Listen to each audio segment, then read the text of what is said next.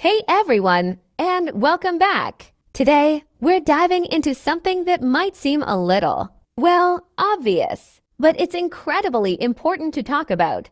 Why scams are not just fake, but often hilariously, almost comically, dumb.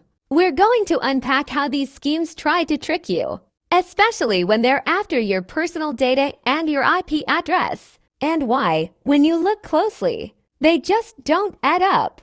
Think about it. The core of any scam is deception, right? They're trying to make you believe something that isn't true to get something they want. And when it comes to data and IP addresses, the methods they use are often so transparently flawed, it's almost insulting. Let's break down some of the common tactics. One of the most frequent approaches involves phishing. You get an email or a text message that looks like it's from a legitimate company, your bank, a social media platform, a government agency. It'll often have a sense of urgency. Your account has been compromised, or there's a problem with your recent order. The goal is to make you panic and click a link without thinking. But here's where the dumb part comes in. The links themselves are usually a dead giveaway. Hover over them without clicking, of course, and you'll see they don't lead to the official website. They'll be a jumble of random characters or point to a domain that's just slightly off. For example, instead of yourbank.com,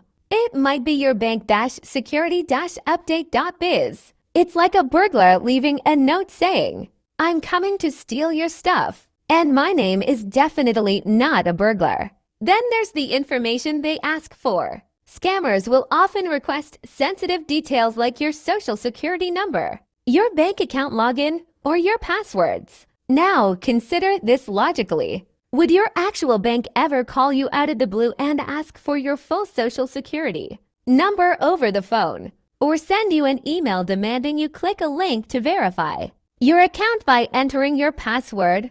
Absolutely not. Legitimate organizations have secure, established procedures for handling your information, and they certainly wouldn't be asking for it in such a haphazard and insecure way. They already have your account details. They don't need you to re-enter them via a dodgy link. It's like asking someone to prove they own their house by giving you the keys to their neighbor's house. It just doesn't make sense. Another common scam involves fake tech support. You get a pop-up on your computer or a phone call claiming your device is infected with a virus. They'll offer to fix it for a fee, and to do so, they need remote access to your computer. This is where they can steal your data, including your IP address, which can then be used for further malicious activities or to track your online presence. But again, the dumbness lies in the premise. If your computer were truly infected with a critical virus, would a random company you've never heard of be the one to contact you?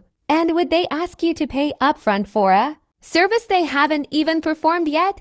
Real tech support is usually initiated by you, or comes from a company you have a relationship with, and they certainly wouldn't be demanding immediate payment for a problem you didn't know you had. It's a classic case of creating a problem to sell a solution, but the problem itself is often fabricated with very little effort. Let's talk about the IP address specifically. Your IP address is like your home address on the internet. It identifies your device and your general location. Scammers want this information for a variety of reasons, often to make their future attacks more targeted or to sell it to other malicious actors. However, the methods they use to obtain it are often quite crude. Clicking on a malicious link, downloading an infected file, or even visiting a compromised website can expose your IP address. But the initial lure, the email, the text, the pop-up, is usually so poorly constructed that a discerning eye can spot the deception from a mile away. They're hoping for a quick win, preying on people who aren't tech-savvy or who are caught off guard. The underlying logic of these scams is often incredibly weak. They rely on creating a sense of fear, urgency, or greed. But when you pause for a moment and apply a little critical thinking, the cracks appear. Why would a lottery you never entered suddenly send you a notification that you've won millions? And all you need to do is pay a small processing fee. Why would a prince from a faraway land need your bank account details to transfer his vast fortune? These scenarios are so far-fetched, they're almost comical. The truth is, these scams are fake because they're built on lies and manipulation.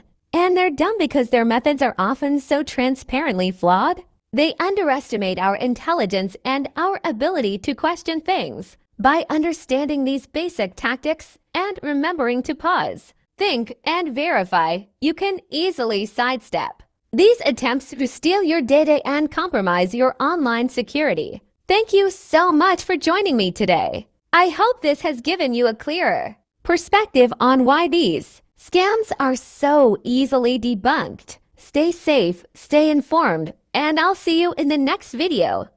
Light rants out. This was AI Guys.